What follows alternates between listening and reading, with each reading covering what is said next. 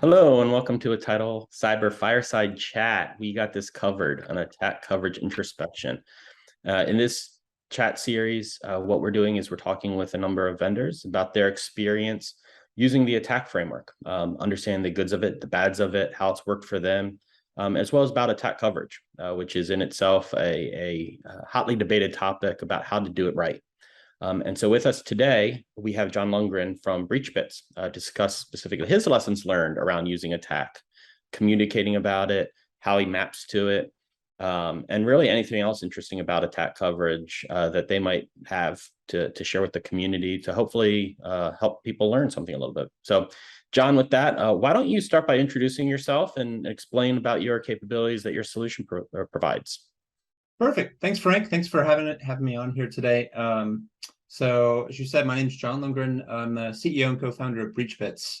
At BreachBits, we use automated penetration testing to provide customers with cyber risk rating, quantification, and monitoring solutions for companies that want more fidelity into the cyber risk, either of themselves or for a portfolio of hundreds or thousands of companies that they care about. So really what we focus on is, finding all of the threat vectors that an organization has. Most of them are found in the, some subset of the initial access techniques on the attack framework, and then verify it's a valid threat vector and then test it like an attacker will. And then we use the testing results really as the basis for your cyber risk score and rating.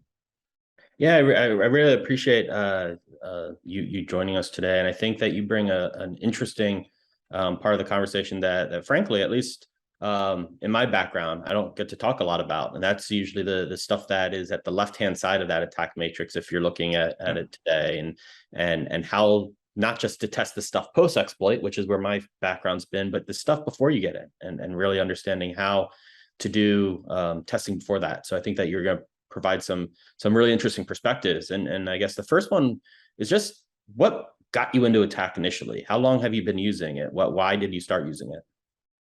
Yeah, so before starting BreachBits, I was a cyber warfare officer in the military.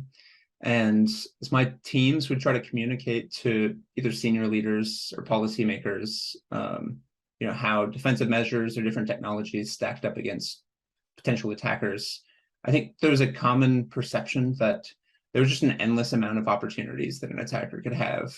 And it really, sometimes it can really lead to a self-defeating, feeling that even if we put this in place, there's always going to be some other technique or some other tactic that an attacker could use. And so, we found using the attack framework to be really helpful because it kind of puts some bounds in our minds, both for us and the leaders that we would talk to, so they could, it would feel a little bit more achievable, and we could figure out where the left and right limits were in terms of what an attacker could do. Definitely a primary use case of why attack started. So I'm glad that it really helped with the communication. Is that still generally why you think that you use it today, or has that story evolved a little bit? Yeah, so how we use it today for BreachBits, we tie all the tactics and techniques that our automated pen testing engines use back to the attack technique that they're kind of nested under. And when our customers see the threat vectors and the testing results, sometimes it can be a bit overwhelming. But I feel the same benefit that draw me to attack in the first place, I see customers get a lot of value of today, because when you can take an opportunity that an attacker has that we found in your attack surface and put it on the matrix, it really gives an orientation and some context for customers, and it just feels a bit more achievable. Finding the right controls and putting them in place, and kind of gives them a feeling of, okay, we can do this. It's not an endless amount of tactics that can be found. So that's really good perspective. And I think one of the interesting dynamics that we touched on earlier with yours is that you are focused on that pen testing side and getting into environments and that initial access components. So when you think about something like attack coverage, right, which Yeah. invariably we hear, and at Tidal we're supporters of, just for transparency, but there's good ways and bad ways of doing it. And I'm interested in kind of your perspective of that as somebody who sells product and services around attack and around specifically the left-hand side, right? Attack, that's only a smaller portion of attack. So how do you guys navigate that attack coverage question to articulate your value proposition? Yeah, so as like you mentioned, where most solutions view attack coverage in terms of what techniques they can identify or stop. We just have the inverted position of how much of the attack matrix can we test you against. And so we talk to a lot of customers that it's real tempting to use in the APT of the month, their collection of tactics to test themselves against. And we really try to, convince them that, those actors and any criminal group that's like them, they're going to use the easiest way to break in. And so you need a more holistic approach of testing yourself and seeing how your security solutions stack up against an attacker. So really, when we think about attack coverage, it's how much of that framework can we throw at you and test you with, so that you can have some assurance in either your team or the solutions that you have in place.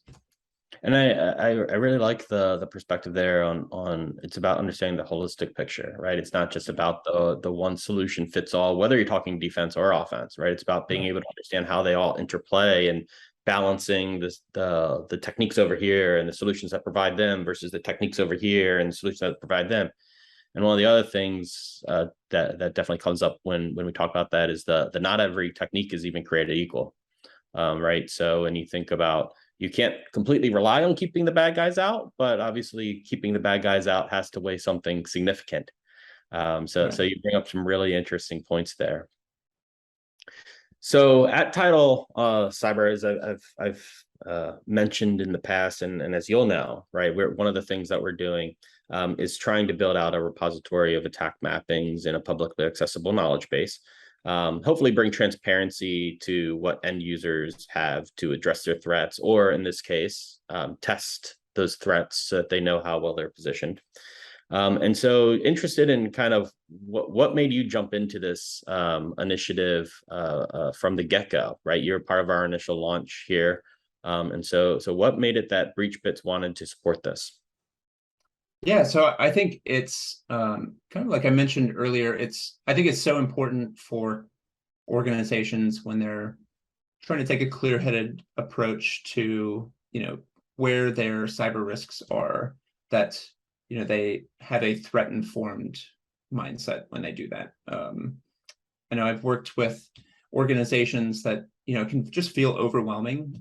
There's no shortage of companies in our community that say, buy my widget, we'll keep you safe, or do this, we'll keep you safe. But if you don't know, what part of the threat landscape that is helping you with, that can just be a bottomless pit of resources and time for companies. So, what I see as the real value add here is giving customers the ability, or any organization the ability to plot where their security solutions are, maybe where their strengths of their team lie on the landscape of what an attacker could do to them, to really have a holistic view of where they stand. So to that point, let's spin that around, and instead from like let's not just talk about the defenders. Let's talk about you and specifically your coverage. When I ask you about your coverage, like what do you think about your coverage? Like what do you do? Where's your focus? What are you really kind of proud of? What do you want to make our listeners aware of about what you provide? Sure. Yeah, I think when it comes to adversarial testing or vulnerability scanning, things like that, I think there are a lot of there's a lot of emphasis put on vulnerabilities, especially exploitable vulnerabilities, and rightfully so. But I think one thing that we do and we found that we're proud of is you need coverage in that authentication space as well, and that authentication attack surface that you have. So, a lot of our customers, they come onto the platform, they see initially there's not any services they have in their attack surface that are remotely exploitable, based on known vulnerabilities. That gives kind of an initial sense of security, but then when they find out through our testing that their CFO's password is password on half of his applications that we find, and we're able to continuously test and have success against those, it makes them take a step back and think, maybe just looking at vulnerabilities as kind of my main metric of where I need to defend myself against is a little didn't take into account the full opportunities that an attacker has. Right. To that point, do you guys do you try, or how do you try to show this concept around attack flows? I'm not sure how familiar you are with it, but it's that point that attack doesn't happen in the atomic nature that you look at in the matrix, right? A lot of it's about one technique followed by another technique followed by another technique, or this one activity hits 5 different techniques all at once, right? So how do you kind of vocalize that with your customers? Yeah, I think we test both most of our services, the automated part of our services really focus on that initial access, reconnaissance, discovery, and so we kind of break it up a bit in that we'll in our dashboard and results, we'll show kind of the reconnaissance paths that we took to find the initial access vectors, and then what sub technique it kind of maps to, and then we draw a line there, and we do if we do internal testing, we start from that execution and work it through the different flows, depending on what the customer is really worried about and wants to test themselves. I think when we talk about social engineering as an attack vector, I think one way that we try to kind of add on to what is found in the attack framework is when you try to categorize all of the techniques, sub-techniques that can fall under social engineering and phishing, that's an entire matrix in and of itself. So we try to help our customers understand that, for some of those techniques, there can be flows that don't fall entirely inside the attack matrix. Yeah, that's a really interesting point. One that we've heard before in terms of the need for more granularity around some of those, especially early access or initial access and earlier stages of the attack framework, because like phishing is a prime example. When you look, and there's only a handful of techniques, but then there's a lot of actual variations within those techniques that still exist, and how the adversaries actually leverage them. So I do think that that's definitely a place where hopefully the platform continues to grow, and we'll be tracking that, I guess, alongside of you, hoping to be able to leverage that data when it does come. But I really appreciate this. John, is there anything else that you would like to make the community aware of in terms of either attack or about BreachBits, where they can find more information? Sure. Yeah. So we can be found at BreachBits.com. We have the ability to start with, we want to make sure we can deliver some value to customers at paid and not paid levels. So like a credit score, an annual credit report, we give customers the ability to get their initial breach risk reports as well. So breachbits.com is where you can find us. Very cool. Very cool. Well, John, it's been absolutely great. I really appreciate getting to talk with you, as well as the support that the entire BreachBits team have shown in this effort.